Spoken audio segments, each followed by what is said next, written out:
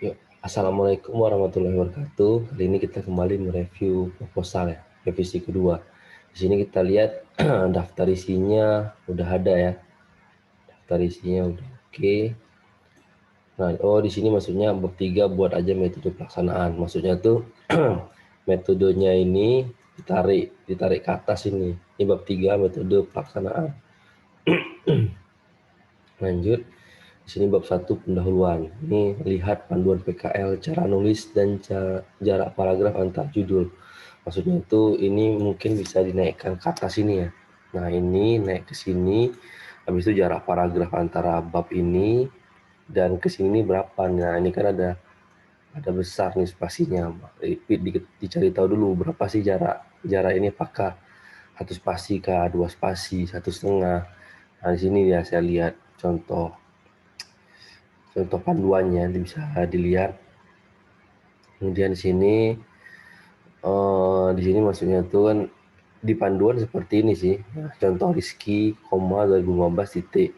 Udah benar, cuman yang seperti biasa saya lihat agak berbeda ya.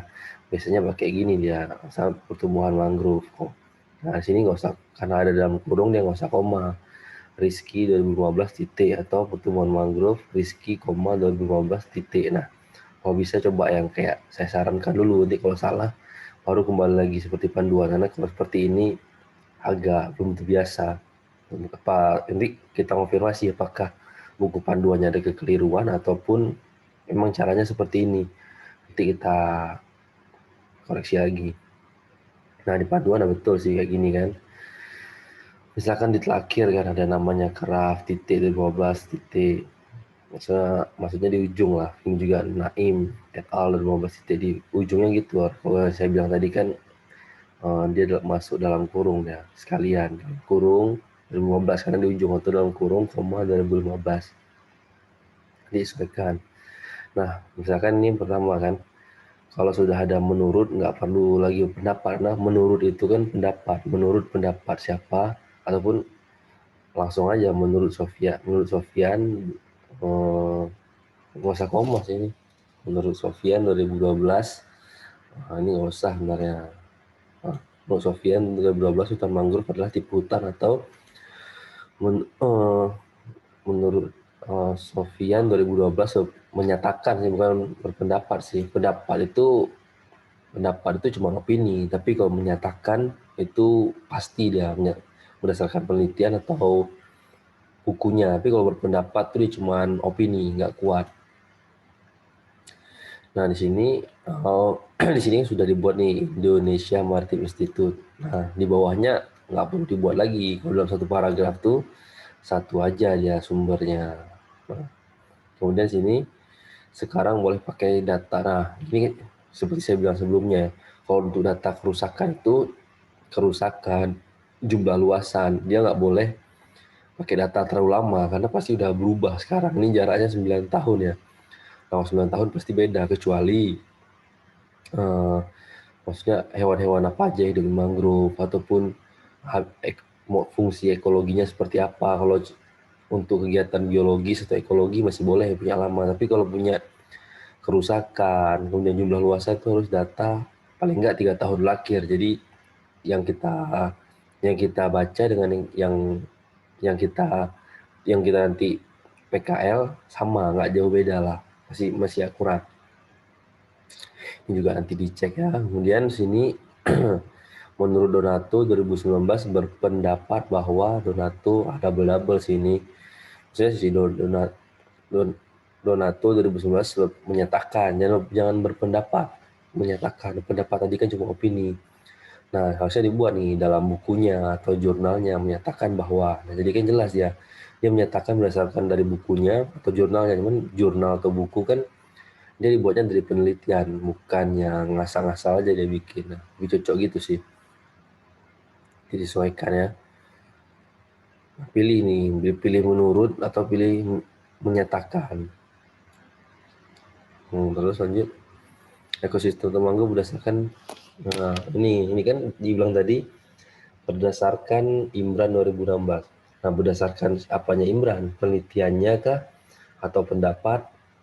Nah, ini bukan pendapat juga sih, ini penelitian atau pernyataan. Kalau pendapat tuh opini, agak kurang kuat. Lanjut ya bawah.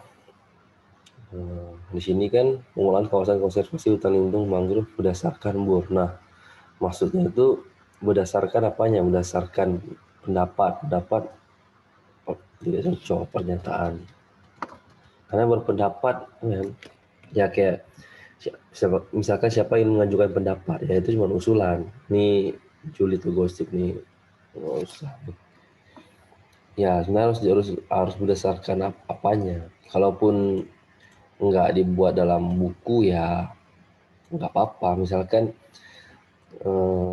pengelolaan kawasan konservasi mangrove atau hutan lindung atau hutan mangrove eh, berdasarkan sih menurut penelitian, menurut jurnal, menurut buku BUR 2011 menyatakan bahwa nah itu. Kemudian di sini tujuannya nih ketika mau periksa lagi ya, ini kan terlalu panjang nih. Di sini praktek kerja lapangan bertujuan untuk mengidentifikasi jenis-jenis mangrove. Jadi tujuan pertama tuh identifikasi jenis-jenis mangrove aja yang ada di situ. Nanti diketahui ada jenis ini, jenis itu, jenis satu lagi. Kemudian di sini jangan menganalisis, kita analisis penelitian. Dan yang kita cari itu nilai jasa ekosistem mangrove. Bukan nilai sih, mengidentifikasi nilai ya. Identifikasi nilai jasa apa saja sih, apa saja.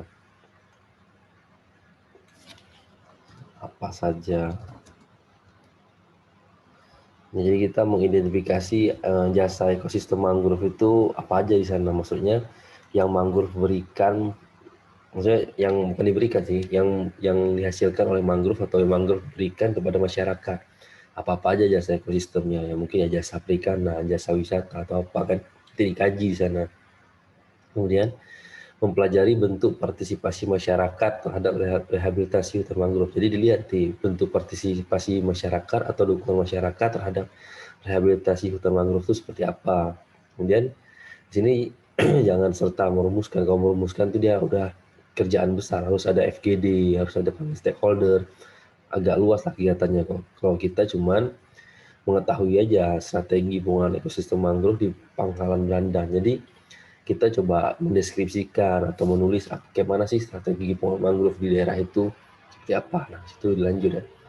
Poin nomor 5 ini dia kalau saya anggap lebih berbentuk harapan bukan tujuan. Lanjutnya ke manfaat ya. Ini manfaatnya kepanjangan, jangan kayak gini manfaatnya. Nah, ini manfaat itu menjawab tujuan. Misalkan tujuannya ini kan 1, 2, 3, 4. Nah, manfaatnya ya kayak gini. Kalau manfaat yang pertama itu eh, mengidentifikasi jenis-jenis mangrove, ya manfaatnya itu mengetahui jenis-jenis mangrove yang teridentifikasi di ini. Kemudian ini kan analisis jasa ekosistem, nanti bukan analisis sih sebenarnya. Tadi saya bilang mengidentifikasi apa jenis apa saja. Nah, jadi kan kita mengidentifikasi apa saja jasa ekosistem mangrove itu. Jadi ya manfaatnya mengetahui jenis-jenis dari jasa ekosistem di mangrove yang dapat dimanfaatkan masyarakat. Lanjut yang ketiganya itu mempelajari bentuk partisipasi masyarakat. Nah, ya manfaatnya mengetahui seperti apa bentuk partisipasi masyarakat. Nah, kemudian yang keempat, sini strategi pengelolaan mangrove itu seperti apa. Jadinya yang poin keempatnya mengetahui strategi pengelolaan ekosistem mangrove di situ. Nah, itu dia manfaatnya. Manfaat tuh menjawab semua tujuan yang kamu ingin kerjakan itu apa tujuannya. Tujuannya ingin apa ya. Nah, ini tujuannya ada 4 nih, manfaatnya dapat lah 4 nih.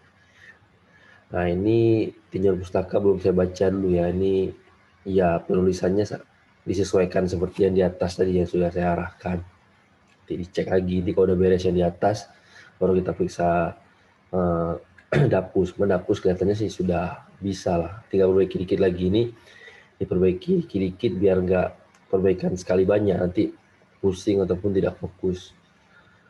Nah, ini lanjut bab 3-nya.